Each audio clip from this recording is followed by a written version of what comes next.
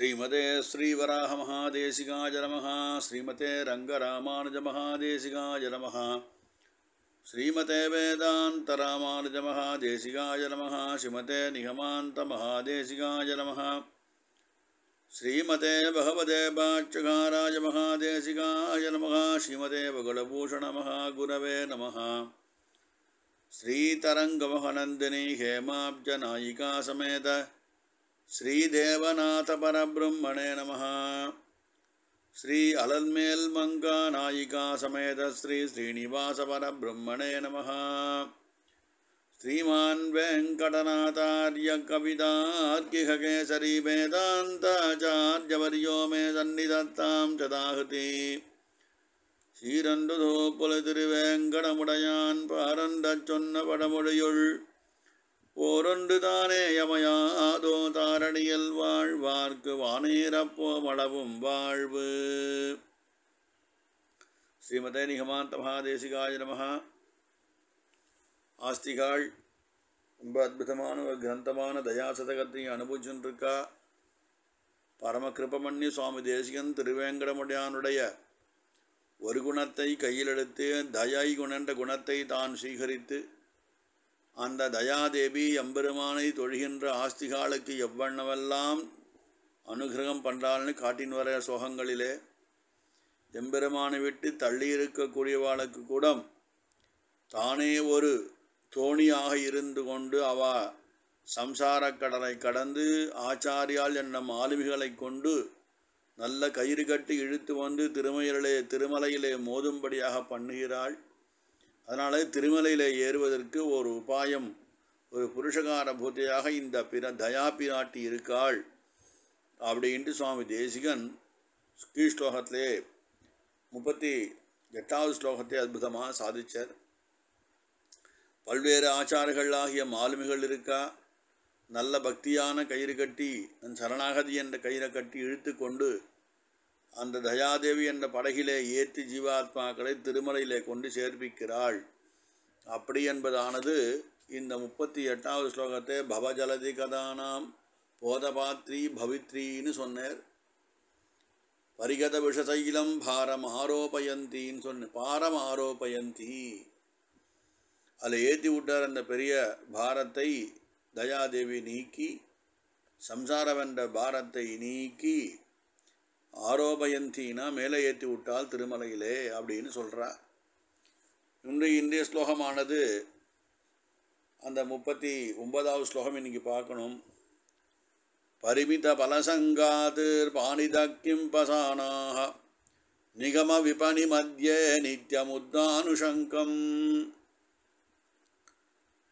வசதனமனுகம்பே பிராப்தவத்யா பவத்யா விஷகரி ஹரிநீலம் வியஞ்சிதம் நிர்விசந்தி அப்படின்னர். நிகம விபணி மத்தியே நித்யமுத்தானுஷக்தம்னு 2வது ஸ்லோகம் போட்டிருக்கார். இதில் விஷயம் என்னென்னா, ரொம்ப அல்பமான பிரயோஜனங்களிலே ஆசைப்படும் இந்த ஜீவாத்மா அப்படின்னு அர்த்தம். இந்த பிராணிகள் போல தான் நம்ம இருக்கோம். இங்கோ அது எதுக்கோ ஆசைப்படுறது, நம்மளும் எந்த வஸ்துக்கு ஆசைப்படுறோமோ அதை விட்டுட்டு வேறு வஸ்துவிலே ஆசையை செலுத்துகிறோம். அல்பமான பிரயோஜனங்களிலே ஒரு ஆசையுடன் புத்தியை செலுத்துவதானது இந்த ஜீவாத்மா அப்படின்னு காட்டுறார். ஒரு கடைத்தெருவுக்கு போகிறோம், எவ்வளோ ஒரு புஷ்டியான வஸ்து ஏதாவது ஒரு கடையில் இருக்குது. அந்த கடையே தேடிச் செல்லாமல் அலங்காரமான கடைகளை நாம் தேடிச் சென்று நமக்கு தேவையில்லாத வஸ்துக்களை அதெல்லாம் தேடிட்டு இருக்கோம். சுமையான கல்விகள் சூழ வந்தாலும் தொகை இவையென்று இமையா இமயவரேத்திய எட்டிரண்டெண்ணிய நம் சமயாசிரிய சதிர்க்கும் தனிநிலை தந்தனரேன்ட்டு சொல்லு சுவாமி தேசிகன் ஸ்ரீமத் ரகசியத்ரேசாரத்தை சாதிக்கிறார். எவ்வளோ படிப்பு இருக்குது, அதெல்லாம் ரொம்ப சும்மா ஒரே பாரம். அதை படித்து என்ன பண்ண போகிறோம்? தொகை இவையென்று அப்படின்ட்டு இதுதான் நீ நிஷ்கிருஷ்டமாக தெரிஞ்சுக்க வேண்டிய விஷயமப்பான்னு 3 ரகசிய மந்திரங்களை மட்டும் சொல்லித்தரேன். அநேக விதமான மந்திரங்கள், கோடியான மந்திரங்கள் இருந்தும் நமக்கு திருமந்திரம் துவயம் சரம ஸ்லோகம்தான் பிராபிய பிராபகம்னு காட்டி போந்தார் சுவாமி தேசிகன். அதை போல இந்த தயாதேவியானவள் கீழ் ஸ்லோகத்திலே சாதித்தபடி இந்த ஜீவாத்மாக்களை தானே ஒரு படகாக இருந்து கொண்டு திருமலை என்ற பெரிய கல்லிலே மோதி இந்த ஜீவாத்மாக்களை சம்சார சாகரத்தை அல்லல் படும் ஜீவாத்மாக்களை திருமலையை படி ஏற்றி விட்டுடுறான். அப்படி ஏறும்போது என்ன ஆறு அப்படின்னு கேட்டாக, இந்த ஜீவாத்மா மற்றும் க்ஷுத்ரமான பலன்களையே அபேட்சம் பண்ணுறது. ஒரு அல்பமான ஒரு பலன், ஒரு பெரிய புருஷார்த்தம் கிடைக்கிறதுனா எனக்கு என்ன வேணும் அப்படின்னு கேட்போம், சொல்லுவோம். நம்ம எல்லாம் ஏன் அப்படி கேட்குறோன்னு அல்பஸ்வபாவம் உடையவர்களாக நாம் இருக்கோம்.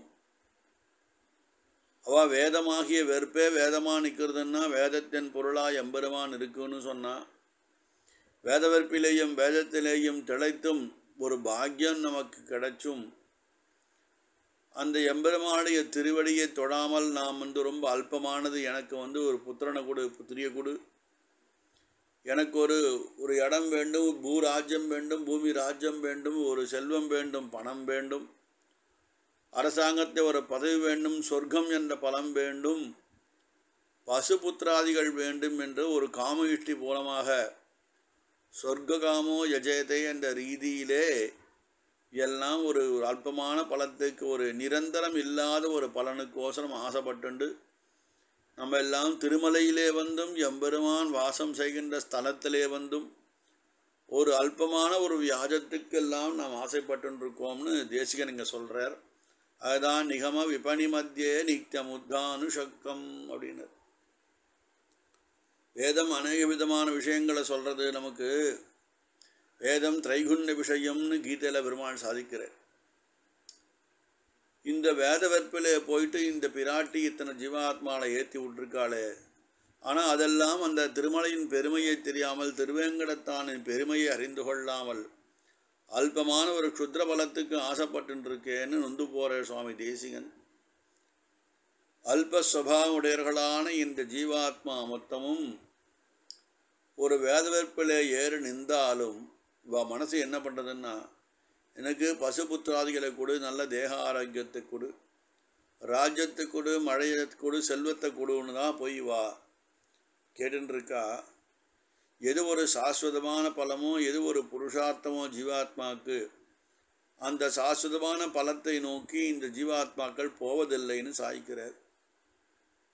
அப்பேற்பட்டாலும் ஜீவாத்மாக்களுக்காக இந்த தயாதேவியானவள் தானே ஒரு களமாயிருந்து கொண்டு திருமலையிலே கரை சேர்த்திருக்காளே, அவருடைய அந்த செயலானது ஒரு வெக்தமாக போயிடுமோ அப்படின்னு கேள்வி கேட்டுக்கிறார். ஏன்னா அந்த வேத வீதியிலே எப்படின்னா நன்னாக அலங்கரிக்கப்பட்டதான விலை உயர்ந்ததான வஸ்துக்கள்லாம் இருக்குது. பார்ப்பதற்கு பளபளப்பாக மினுமினுப்பாக இருக்கும். நம்ம குழந்தைய ஒரு கடை வீதிக்கு கொண்டு போகும்போது கண்ணில் பட்ட எல்லாத்தையும் ஆசைப்பட்டு குழந்தை கேட்கும். ஆனால் அதனுடைய தேக ஆரோக்கியத்துக்கு, மனசாந்திக்கு எந்த ஒரு பொருள் வாங்கணுமோ அதன் மேலே அதுக்கு பற்று இருக்காது. மனதில் விருப்பப்பட்டதை மட்டும் கேட்கும். கண்ணுக்கு அலங்காரமாக உள்ள வஸ்துக்களை மட்டும் கேட்டு பெறும் அந்த குழந்தை. அதே மாதிரி இந்த ஜீவாத்மா அல்பமான பலங்களை கொடுக்கக்கூடியதான வஸ்துக்களின் மேலே ஆசை வச்சுட்டு நிரந்தரமான பலம் எப்படி கொடுக்கும், அந்தமில்லா பேரின்பம் கொடுக்கக்கூடியதான வஸ்து மேலே ஒரு ஆசை இல்லாமல் இருக்கான். அலங்கரிக்கப்பட்டதால் நிறைய வஸ்துக்கள் ஒரு கடைவீதியிலே வச்சு அதன் மேலே இந்த குழந்தை ஆசைப்படும்படியாக இந்த ஜீவாத்மாவும் அநேக விதமான அல்பமான பலன்களை அபேட்சித்து அங்கே வாசம் செய்கிறான். ஆனால் நிறையா பேர் இருப்பா. நித்தியமுத்த அனுபவத்திலையும் நம்ம எல்லாம் ஆச்சாரியால் இருக்காங்க. அந்த பந்தல்லாம் முத்துக்களால் அலங்கரிக்கப்பட்டிருக்கு, எல்லாரும் இருக்கா. எப்படி கடைத்தெருவிலே நன்கு அலங்கரிக்கப்பட்ட அநேக கடைகள் இருந்தும் நமக்கு உண்டானதானது நமக்கு நிம்மதிக்கு கொடுக்கக்கூட ஒரு கடை நடுவில் ஒரு கடை எங்கேயாவது இருக்கும். அதை தான் நாம் தேடி போக வேண்டுமே ஒழிய இந்த ஓரத்தில் இருக்கக்கூடியதான பார்த்தாலே கண்ணைக்கு வரும் வஸ்துக்களை நாம் அபேட்சம் பண்ணி போகிறது நமக்கு ஒரு லாஸு தான் அது. அதனாலே சுவாமி தேசிகன் சொல்கிறார், எப்படி இந்த வேங்கட வெற்பனை இவா வேறு ஒரு பலத்தை அபேட்சிக்கிறான்னு எனக்கு தெரியல.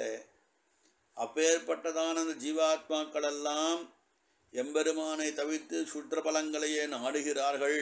அப்படி போகும்போது அவள் புத்தி என்ன பண்ணுறா, இந்த தயாதேவி எம்பெருமானை தான் நீ ஆசிரியிக்க வேண்டும் என்று சொல்லி கொடுக்கிறார் நமக்கு.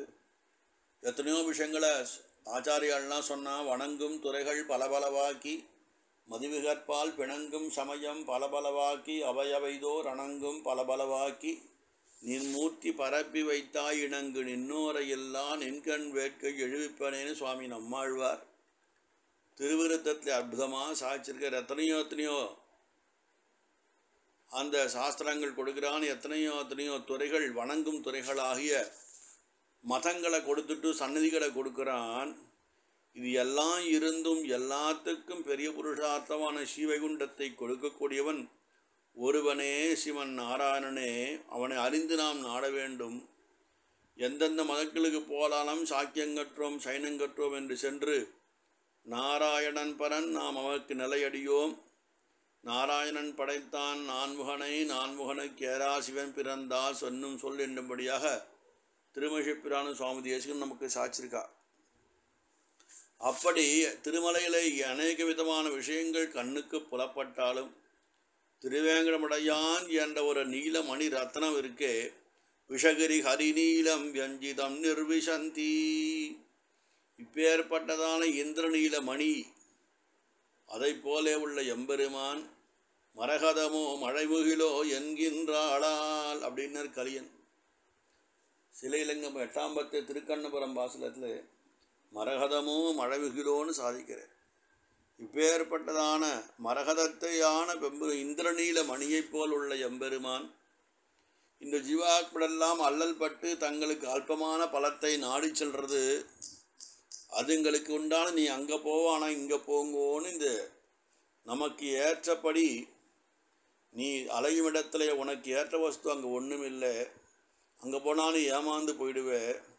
அதனாலே இந்த தயாதேவி பரம கிருப பண்ணி திருவேங்கடத்தில் கொண்டு சேர்த்த தயாதேவியே புனகா ஒரு கிருப பண்ணி ஜீவாத்மாக்களின் மேலே இவாளெல்லாம் அடத்து சென்று இந்திர நீல மணி போன்று இருக்கக்கூடியதான அந்த ஏழுமலையான் திருவேங்கடத்தான் விஷகிரிநாதன் அவனிடத்தில் அவன் கையிலே கொண்டு சேர்த்து அவனையே எடுத்து கையிலேயே கொடுத்து விடுறாளாம். இப்பேற்பட்டதான ஸ்லோகம் பாருங்கள். இதில் அது பரிமித பலசங்காத் பிராணிதக்கிம் பசானாக நிகம விபணி மத்தியே நித்யமுத்தானுஷக்தம் வசதனமனுகம்பே பிராப்தவத்யாக பவத்யா விஷகரிஹரிநீலம் வியஞ்சிதம் நிர்விசந்தி. அற்புதமான ஸ்லோகம் போட்டிருக்கேன் சுவாமி தேசிகன்.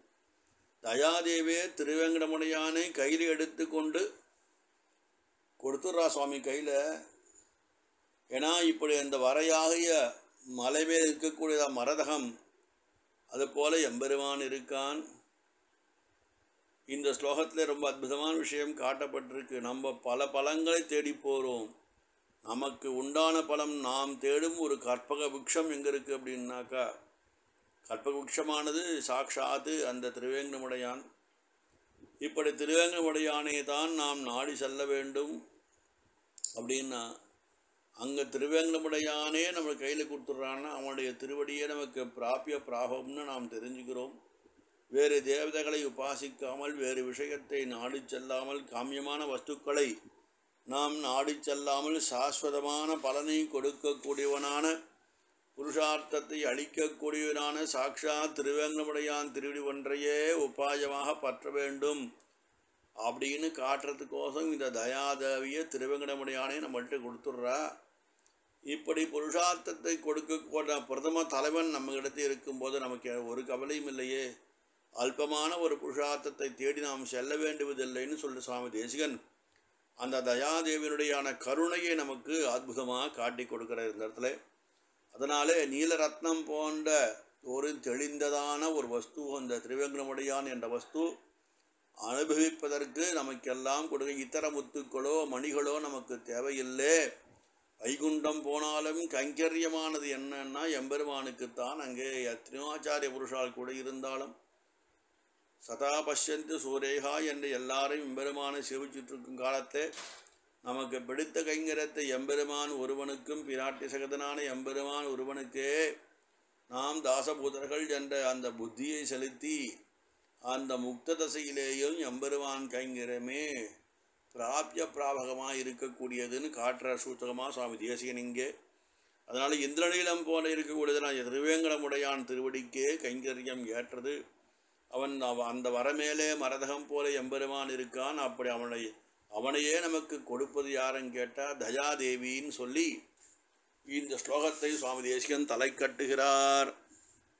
கவிதார்க்கிக சிம்மாய கல்யாண குணசாலினே ஸ்ரீமதே வெங்கடேசாய வேதாந்த குரவே நமஹ.